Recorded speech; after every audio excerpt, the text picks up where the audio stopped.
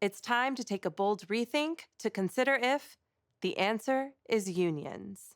If you ask Americans today whether they approve of unions, an all time high of 71% will say that they do. But at the same time, actual union membership has literally dropped to 6%, its lowest point in history. How can that be?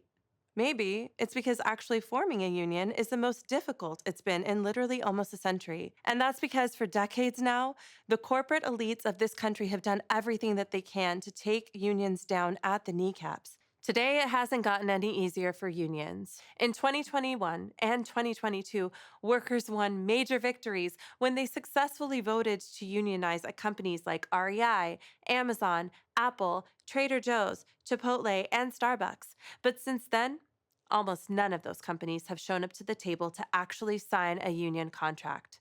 Why?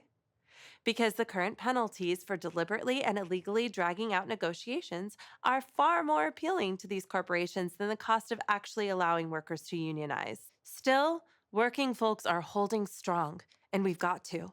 Because for real, unions might be our last best hope for the American dream. I mean, union workers literally make 1.3 million more over their lifetimes than non-union workers.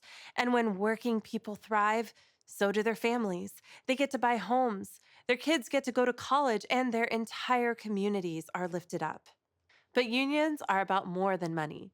They're about keeping political power in the hands of working Americans, otherwise known as democracy. I mean, unlike Jeff Bezos or Elon Musk, most of us can't afford to hire a lobbyist to represent our interests in DC, but our unions can. It matters who makes the rules, because ultimately, we're the ones that have to play by them. So protect our unions, fight for our unions, and vote for candidates and parties who support them. It's the last best way to safeguard the American dream for generations to come.